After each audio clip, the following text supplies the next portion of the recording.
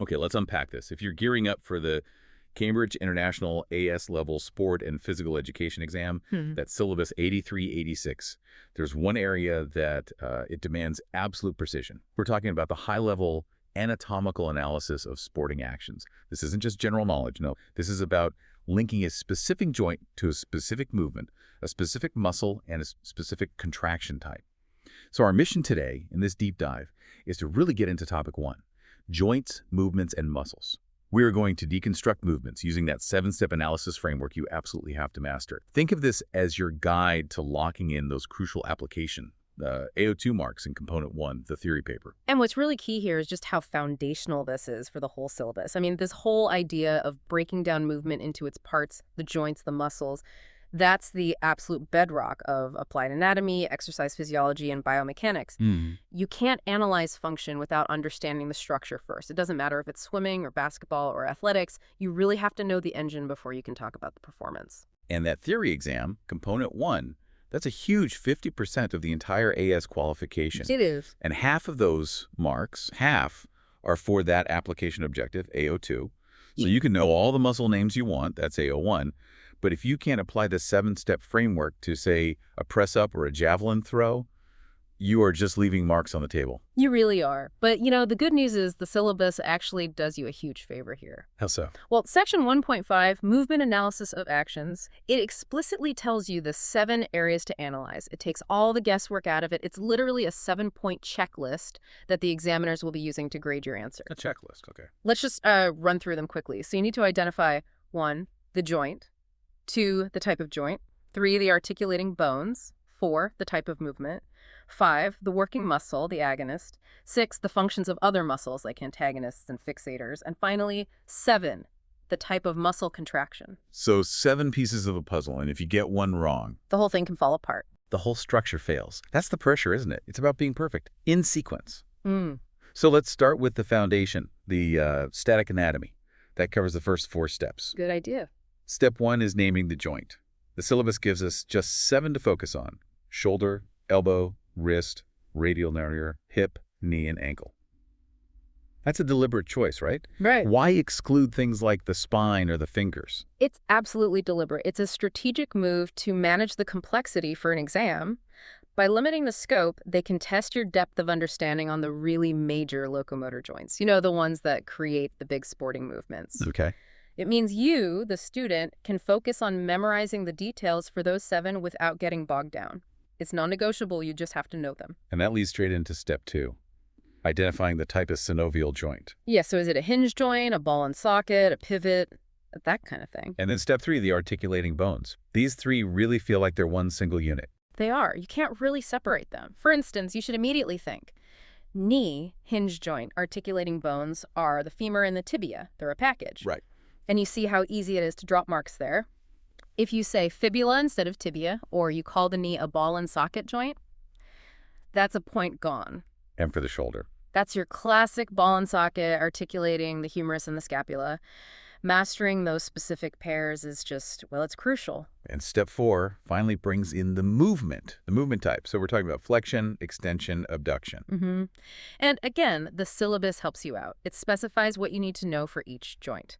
For the shoulder, it's flexion, extension, abduction, plus horizontal flexion and extension. But the knee is simpler. Much simpler, just flexion and extension. The main takeaway for these first 4 steps is that the syllabus gives you the answers. Your job is to match the sporting action to those facts. Okay, we've nailed the static parts. Now let's fire up the engine, the muscular machinery. This is where that AO2 application really comes into play, isn't it? Steps 5, 6, and 7. This is where the real analysis begins. So step 5, identify the working muscle, the agonist, the prime mover. This is the muscle that's actually causing the movement we just named in step 4. And you have to be so precise. If the movement is elbow flexion, the agonist is the biceps brachii. If it's knee extension-like in a kick or a jump, the main agonist is the rectus femoris, which is part of that big quadriceps group. And the syllabus gives you a table for this, right? It does. Table 1.1.3. It lists the main agonists. You just have to learn those links. Okay, now step 6. This is where I think a lot of students can trip up because it's asking for 2 different roles, the antagonist and the fixator. Let's take the antagonist first. Right. The antagonist is the muscle that opposes the agonist. It's usually on the opposite side of the joint, and it's generally relaxing or lengthening while the agonist works. So if the rectus femoris is extending the knee, Then the hamstring group, like the biceps femoris, is the antagonist. It's not stopping the movement. It's just controlling it passively. and then the fixator, the stabilizer. This one's tricky because it doesn't actually move the joint, Right, and that's the key. The fixator contracts isometrically. meaning its length doesn't change. Exactly. It just holds a body part steady. It's like bracing yourself. Think about a bicep curl elbow flexion. The biceps brachii is the agonist, fine. But if your shoulder wasn't held steady, all that force would be wasted. I see. So muscles around your shoulder blade, like the trapezius, they contract to stabilize that whole area. They provide a solid base for the bicep to pull from. You have to be able to name a fixator and explain that stabilizing function. That difference, the relaxing antagonist versus the bracing fixator, that's a top-level distinction. Okay, on to the final step. Step 7, contraction type. So the syllabus needs you to know 3 types: concentric, eccentric, and isometric. Concentric is when the muscle shortens. It's overcoming the resistance. Eccentric is when it lengthens under tension, controlling a load. And isometric is that static hold we just mentioned with the fixator. Okay, here's where it gets really interesting. This is the high-level application, I think. The syllabus specifically says you have to differentiate between the 2 isotonic types, concentric and eccentric. And this is the bit. Explain the nuance of eccentric control. This is the big one. This is what catches so many people out. Go on. During an eccentric contraction, the agonist muscle, the prime mover, is actually controlling a movement that is the opposite of its main job. Let's really dig into that. So the quadriceps, their main job is to extend the knee, to straighten it. Correct. But you're saying that when we lower into a squat, which is knee flexion, the quads are still the agonist. Yes, because they are controlling the flexion. Think about it. When you squat down, gravity is trying to make you collapse. It's pulling your knee into flexion really fast. Right. To stop that collapse, your quadriceps have to work. But they aren't shortening to extend the knee. They're lengthening under the load of your body weight, acting as a brake to slow down the flexion. So the movement is flexion, but the muscle controlling it is the extensor group, acting eccentrically. Exactly. It's all about deceleration and control. That concept is absolutely vital for understanding how athletes absorb shock and prevent injury.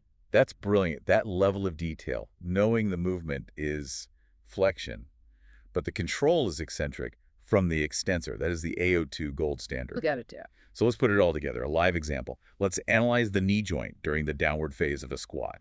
A classic. Perfect. This is the ultimate test of application. We're just looking at the knee as we go down. All right. Step 1, joint name. Easy one. Knee joint. Step 2, joint type. It's a hinge joint. Step 3, articulating bones. The femur and the tibia. That structure is set. Step 4, movement type.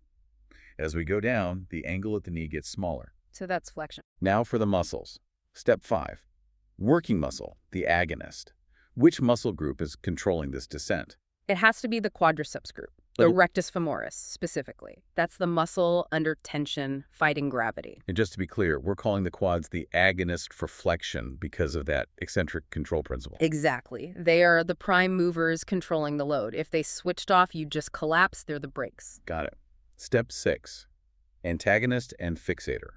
The antagonist here is the hamstring group, the biceps femoris. It's just passively lengthening. As for the fixator, you need to look higher up the chain. Your core muscles, your gluteus maximus, they're all contracting isometrically to keep your pelvis and spine stable. Provided that solid base. Yeah. Okay. And now the grand finale. Step 7, the big one, the contraction type. The quadriceps are lengthening under tension to control the knee flexing. That is definitively an eccentric contraction. And there you have it. That's the full analysis. You've named the agonist, the rectus femoris, and correctly identified that it is contracting eccentrically to control knee flexion, even though its main job is extension. That's the level of detail you need. That really shows you can go beyond just memorizing facts and actually apply the theory. Yeah. So we've walked through the 7 steps. We've seen them in action. Mastering this is obviously key for AO1 and AO2 in that theory paper. But we have to connect it back to the whole qualification, that key concept. performance and physical activity. This analysis isn't just for an exam paper. It's what you use for component 2, the coursework, which is all about improving performance, AO3. Of course. You can't design a smart training plan if you don't understand the anatomical machinery you're trying to train. Exactly. If you understand why the rectus femoris is working eccentrically in a squat, you then know how to load it properly to get more powerful on the way up. Which brings us to a final thought for you to take away. The scientific analysis, it's the foundation for getting better. So think about 2 syllabus activities, basketball and rugby union. If you were a coach, how would this detailed anatomical analysis say of the shoulder and elbow during a basketball jump shot versus the hip and knee in a rugby drop kick? How would that change your practice design? Would you just run the same old drills, or would you use something like part practice, breaking the skill down based on which muscles are acting as agonists or fixators in each phase? Exactly, that's the jump. Connecting the knowledge that the rectus femoris controls the squat to then designing a better training session because of it, that is the difference between just doing PE and actually mastering sport and physical education. The performance gains are hidden in those 7 steps.